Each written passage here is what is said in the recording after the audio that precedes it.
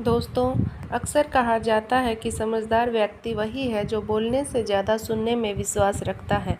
मौन रहना एक कला है और यकीन मानिए यह जितना आसान सुनने और पढ़ने में लगता है, उतना ही ज़्यादा कठिन काम है जो हर कोई नहीं कर पाता। चुप रहने के कई नुकसान हैं, लेकिन सही जगह चुप रहने के कुछ ऐसे फ़ायदे भी हैं जिन्हें जानना उन लोगों के लिए तो बहुत आवश्यक है जो अक्सर हर जगह बोलने या जवाब देने की आदत रखते हैं। चाणक्य नीति में जीवन को सफल और सुखी बनाने के लिए कई बातों का जिक्र किया गया है। आचार्य चाणक्य ने ऐसे 10 जगहों के बारे में बताया है जहां हमें हमेशा खामोश रहना चाहिए। चाणक्य बताते हैं कि इन स्थानों पर चुप बैठने वाला व्यक्ति जीवन भर सुखी रहता है। साथ ही अगर इन 10 स्थानों पर व्यक्ति अगर गलती से भी अपना हस्तक्षेप कर दिया तो आगे चलकर वह बहुत बड़ी मुसीबत में फंस सकता है।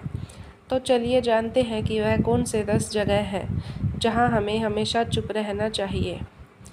पहला है जहां लड़ाई झगड़ा चल रहा हो। चाणक्य नीति में आचार्य चाणक्य बताते हैं कि जहां पर लड़ाई झगड़ा हो रहा हो, उस जगह पर व्यक्ति को हमेशा खामोश रहना चाहिए। यदि किसी स्थान पर झगड़ा चल रहा है और आपका उससे कोई संबंध नहीं है, तो आपको उसके बीच में कोई भी हस्तक्षेप गलती से भी नहीं करना चाहिए।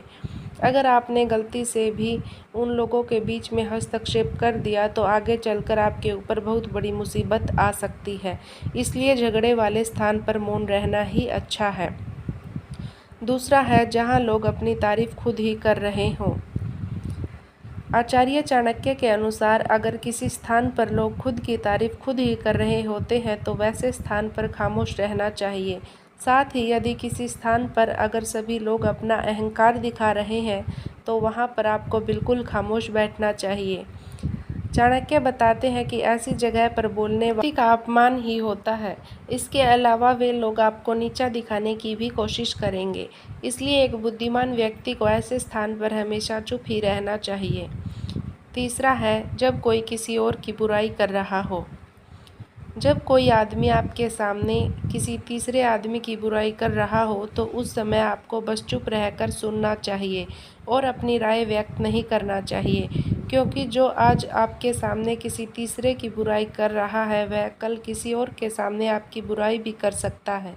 यदि आपने कुछ कहा तो इसलिए बेहतर यही होगा कि आप ऐसे स्थान पर रोकें ही ना जहाँ किसी की बुराई की जा रही हो। चौथा है जब आपके पास अधूरी जानकारी हो।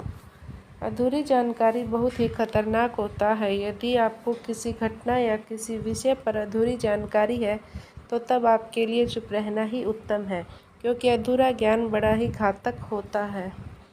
यह आपको हंसी का पात्र भी बना सकता है या किसी मुसीबत में भी डाल सकता है, या फिर आपके दिए गए अधूरे ज्ञान से दूसरे को हानि भी हो सकता है। इसलिए आपको किसी दूसरे को सलाह या ज्ञान तभी देना चाहिए जब आपको पूरी जानकारी हो। पांचवा है जब सामने वाला व्यक्ति आपकी भावना ना समझ रहा हो। जब आपको यह ज्ञान हो जाए कि सामने वाला व्यक्ति ना तो आपकी भावना का सम्मान कर रहा है और ना ही वह आपकी बात को समझ पा रहा है, तो ऐसी स्थिति में आपको समय शांत और चुप हो जाना चाहिए, क्योंकि ऐसे लोगों को आपकी भावना या दुख से कोई मतलब नहीं होता। ऐसे लोगों को अपना राज बताकर आपको पछताना ही पड़ेगा। हिंदी में एक कहावत है कि भैंस के सामने बीन नहीं बजानी चाहिए। इस समय आपको इस कहावत पर गौर करना चाहिए, ताकि ना तो आपकी एनर्जी वेस्ट हो और ना ही आपको बेवकूफ़ समझा जा सके।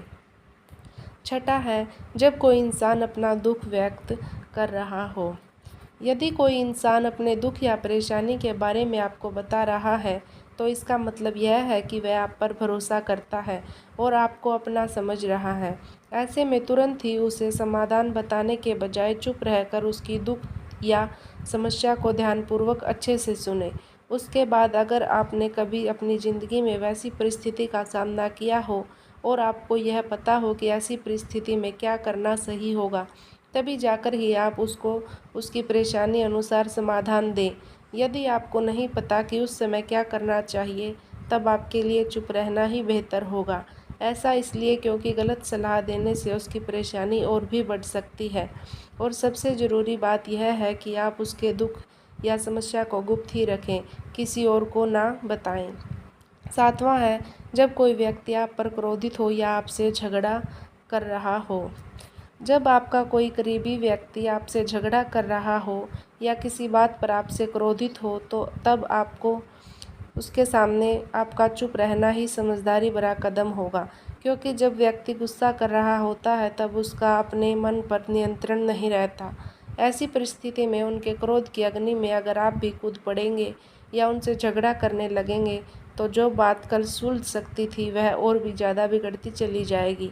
उस समय सब सहकर अगर आप चुप रहेंगे तो वह खुद ही मन यह सोचकर पछताने लगेंगे कि उन्होंने आपके साथ गलत किया, और वह शर्मिंदा होकर खुद ही आपके पास चलकर आएंगे और आपसे माफ़ी मांगेंगे। क्रोधी व्यक्ति के साथ बहस करना आग में घी डालने जैसा ही होता है। इससे उसके क्रोध की आग और भड़केगी और आपको ही उसका खामियाजा भुगतना पड़ेगा। 8वां है, जब किसी मुद्दे से आपका कोई संबंध ना हो। अगर आपका किसी मुद्दे से कोई संबंध नहीं है तो वहाँ आपका चुप रहना ही बनता है। बिना किसी वजह अगर आप दूसरों के मुद्दों पर बोलेंगे तो यह आपके लिए अनिष्ट कार्य करेगा। इसमें केवल और केवल आपका ही नुकसान होगा। आप तब तक चुप रहें जब तक आपको उस मुद्दे को लेकर कुछ पूछा ना जाए। इसके अलावा अगर आपको उस मुद्दे के बारे में कोई स्पष्ट जानकारी नहीं है तो तब भी आप चुप रहें। बेवजह दूसरों के मुद्दों पर दखल देने से आपकी भारी बेइज्जती हो सकती है। 9वां है, जब आप बिना चिल्लाए बात ना कर पाते हों। जब हम बिना शोर शराबे के अपने विचारों को संवेदनशीलता से व्यक्त करते हैं तो सामने वाला व्यक्ति हमारी बातों को सुनता है और हमारी भावनाओं को भी समझता है। लेकिन ऊंची आवाज़ में बात करना सामने वालों के मन में गलत असर डालता है। चिल्लाकर बात करने से सामने वाले को हमारी बातें अप्रासंगिक लगने लगती हैं और उसे लगता है कि हम अपनी बातों को ज़बरदस्ती मनवाने की कोशिश कर रहे हैं। यही अनचाहे नतीजों का कारण बनता है। इसलिए हमें कभी चिल्लाकर या ऊंची आवाज़ में बात नहीं करनी चाहिए। अगर आप बिना चिल्लाए कोई बात नहीं कर सकते हैं तो वहाँ चुप रहने में ही आपकी भलाई है। किसी पर चिल्लाने से आपके व्यवहार के बारे में पता चलता है और लोग आपसे दूर भागने लगते हैं। 10वां है, किसी के बारे में ना बोलें। नीति शास्त्र के अनुसार जो अपने मुंह को बंद रखता है और बुद्धि से काम करता है वही इंसान समझदार होता है।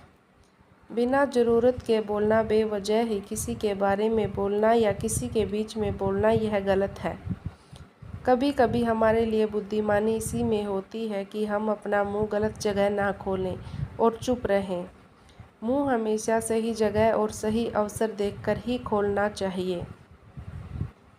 दोस्तों, किसी के बोलने का तरीका उसके व्यक्तित्व के बारे में बहुत कुछ बताता है। आप तेज़, धीरे, कम या ज़्यादा किस तरह बोल रहे हैं, क्या बोल रहे हैं और कहाँ बोल रहे हैं, यह आपका करियर और लाइफ दोनों के लिए बहुत मायने रखता है।